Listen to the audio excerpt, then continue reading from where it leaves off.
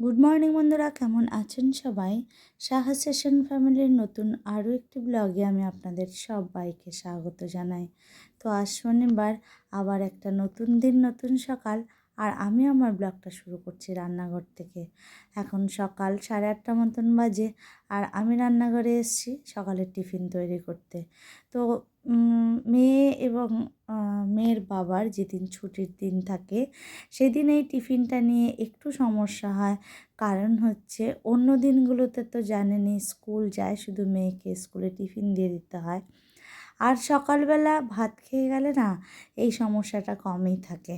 যাই হোক, ওরা ভাত খায়, আমি যা হোক কিছু খেয়ে নিই, এটা তো আপনারা জানেনই। তো আজকে একটু ইচ্ছে হলো চিলি সয়াবিন করে নেব। অ্যাকচুয়ালি এই সস দিয়ে যে কোনো জিনিস বা যে কোনো আইটেম রান্না করলে আমার মেয়ে ভীষণ পছন্দ করে।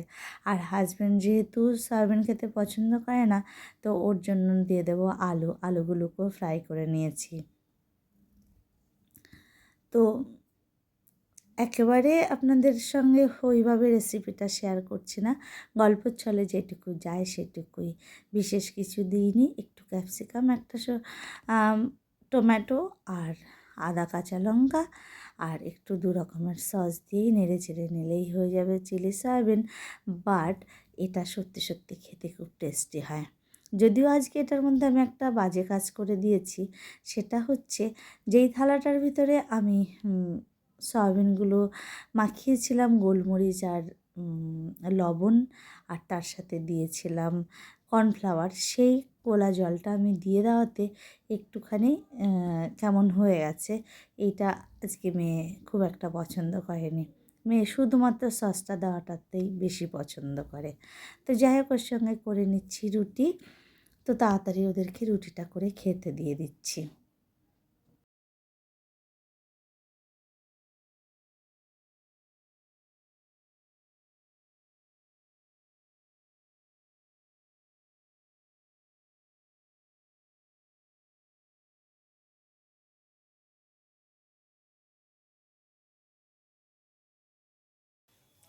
তো এই যে বন্ধুরা, আমি রেডি হয়ে গেছি আর মেয়েকে আনতে যাচ্ছি।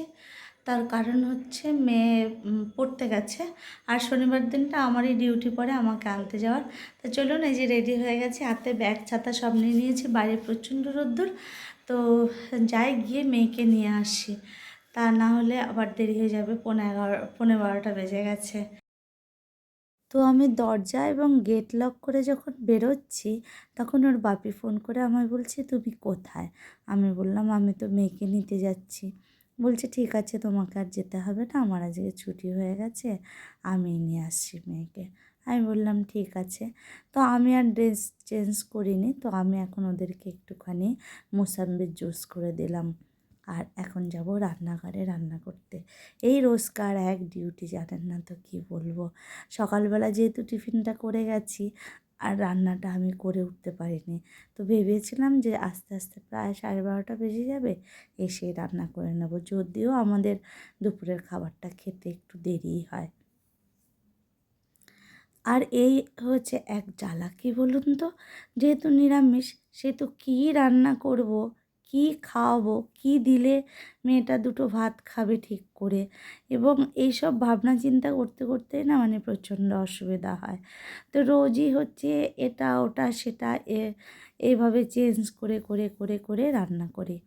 তো যাই হোক, আজকে একটুখানি আমি ঝিরিঝিরি আলু ভাজা তৈরি করে নেব, যেটা কোনো অনুষ্ঠান বাড়িতে স্পেশালাইজ করে, ডালের সাথে বিশেষ করে। তো যাই হোক, ভেবেছিলাম প্রথমে বেগুনি করব, তা আমি তো বেগুনিটা ভালো করতে পারি না, তাই এটাই করলাম। তো আলুগুলোকে কেটে ধুয়ে নিয়েছি, আর এর মধ্যে সাইডে একটা বাটিতে জল নিয়ে নিয়েছি। এবার জলটা দিয়ে ভালো করে এটাকে ধুয়ে নিতে হবে, তাহলে স্টার্চটা চলে যাবে এবং লালচে ভাবটাও চলে যাবে এবং জিনিসটা দেখতেও সাদা সাদা থাকবে। তো এরকমভাবে ভালো করে চিপড়িয়ে চিপড়িয়ে মানে জলটাকে বের করে নিতে হবে।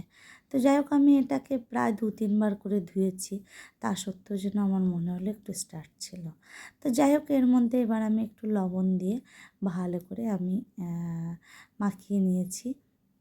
আর এখন আমি ঘরে যে বাদাম ছিল, কাঁচা বাদাম, সেইগুলো একটুখানি ডুবো তেলে ভেজে নিচ্ছি।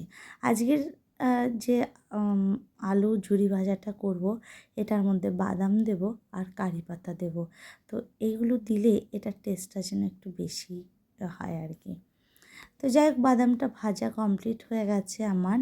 আর এই যে লবণটা দিয়ে নিলাম, দিয়ে এবার আমি একটু ভালো করে মাখিয়ে এবার ভালো করে চিপড়িয়ে বা নিংড়িয়ে যে যাই বলুন, এটা করে নিয়ে তারপরে কড়ার ডুবো তেলের মধ্যে এরকম ছাড়িয়ে ছাড়িয়ে দেব। তো বেশ খানিকটা পরিমাণ মতো দিয়ে দিয়েছি। আর এটাকে আমি এখন ভালো করে নাড়াচাড়া করে করে, আঁচটা কিন্তু হাই ফ্লেম রাখা যাবে না, মিডিয়াম টু হাই রাখতে হবে। মানে রেখে আমি ওই মিনিট 5 মতন একটু নেড়ে ছেড়ে দিয়ে দিয়ে এই যে একটু জাস্ট লালচে রং ধরলেই এটাকে তুলে নেব। আর এখানে বাদাম ভেজেছি, আলু ভেজেছি, আর এখানে দিয়ে দিয়েছি কারি পাতাগুলো। এবার কারি পাতাগুলোকেও আমি সুন্দর করে ওই মিডিয়াম টু হাই ওই ফ্লেমে রেখেই আমি ভেজে নেব। আর কারি পাতার ফ্লেভারটা কিন্তু আমাদের ভীষণ পছন্দ। আমরা বেশিরভাগ দিনই দেখবেন যে কোনো টক এবং ডালে কারি পাতাটাকে ইউজ করি। তো যাই হোক, এবার ডুবো তেলে ভাজা হয়ে গেল। এবার আস্তে আস্তে আস্তে করে আমি এগুলোকে একটা সাইডে নিয়ে তেলগুলোকে মানে তেলটা যাতে পাতার থেকে ছাড়িয়ে আসে আর কি, সেইভাবে নিয়ে এই যে আলু প্রথমে বাদাম ভেজেছি, তারপরে আলু ভেজেছি, তারপরে উপর দিয়ে আমি দিয়ে দিলাম কারি পাতাগুলো। আর এবার এর মধ্যে না 2টো শুকনো লঙ্কাও যদি ভেজে দেওয়া যায় তাহলে সেটাও বেশ ভালো লাগে। এবার একটুখানি নাড়িয়ে নিলাম। দেখতে কি সুন্দর হয়েছে না, আর খেতেও কিন্তু ভীষণ ভালো হয়। আর আজকের লাঞ্চ মেনুতে কিন্তু বিশেষ কিছু নেই। এই যে টমেটো দিয়ে আর লাউ দিয়ে ডাল, আর রয়েছে ঝুরি আলু ভাজা, আর একটা পাঁচমিশালি সবজি। এই ছিল আজকের লাঞ্চ মেনু।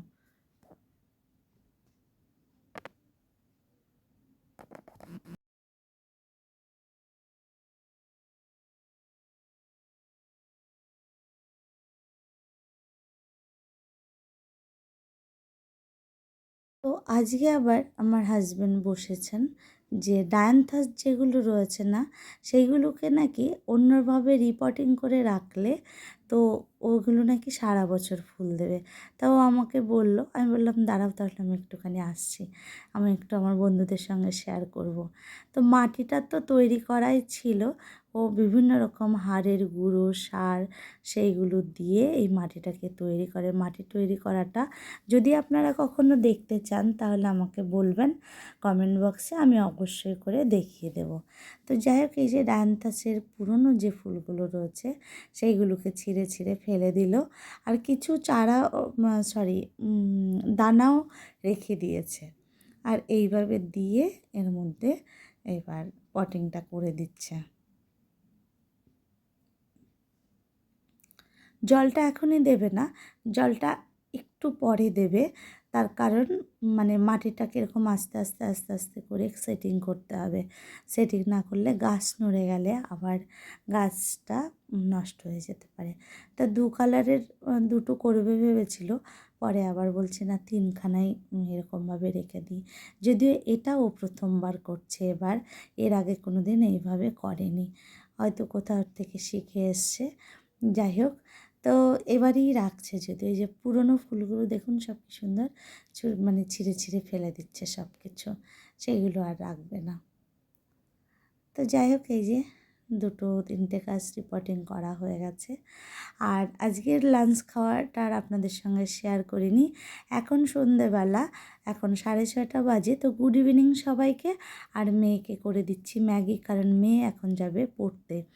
আর এখানে হচ্ছে দুটো পাঁপড় ভেজে নিচ্ছি, কারণ চা দিয়ে আর পাঁপড় দিয়ে খাওয়া হবে।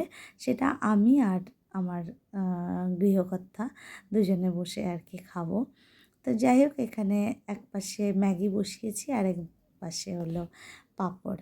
মেয়ের আজকে পড়া রয়েছে, আগেই বললাম। তো এই যে ম্যাগিটা দিয়ে দিয়েছি, ছোট ছোট দুটো ম্যাগি দিলাম ওকে, এখন দিয়ে দিচ্ছি। ও তাড়াতাড়ি খেতে হবে, টাইমটাও হয়ে গেছে খুব। আবার স্পুনের থেকেও চপস্টিক্স দিয়ে খেতে তিনি বেশি পছন্দ করেন। একটু ধকলটা বেশি পড়ে যায়, একটু বড় হচ্ছে তো। যাই হোক, এখানে পাঁপড় ভাজাও কমপ্লিট হয়ে গেছে। আর এখানে আমি আদা, গোলমরিচ, লবঙ্গ যেগুলো দিয়ে আমি চা করি আর কি, সেইগুলো দিয়েই চাটা করে নিচ্ছি। আর রোজই আপনাদেরকে একটা কথা বলি, চা এনার্জি ড্রিঙ্ক হিসেবে আমার কাজ করে। তাই আমি হয়তো বলি, চাকে ভীষণ ভালোবাসি বলেই বলি, হয়তো তাই। যাই হোক, আপনারাও যদি আমার মতন চা লাভার, চা প্রেমিক, চাখোর যাই হন না কেন, অবশ্যই আমাকে জানাবেন যে কারা কারা চা খেতে বেশি পছন্দ করেন। তো যতই আমি কফি খাই না কেন, দুধ চা খাই না কেন, আমার তো সবথেকে বেশি এই চাটাই বেশি পছন্দের। আমি রাস্তায় গেলেও লাল চা খুঁজি, কোথায় লাল চা পাওয়া যায়। লেবু চা আছে, মশলা চা আছে, যেটা এরকম লাল হয়, সেটা খেতেই বেশি পছন্দ করি। যাই হোক, এখানে বিস্কিট নিয়ে নিয়েছি আর চা নিয়ে নিয়েছি, এখন চা বিস্কিটটা খেয়ে নিচ্ছি।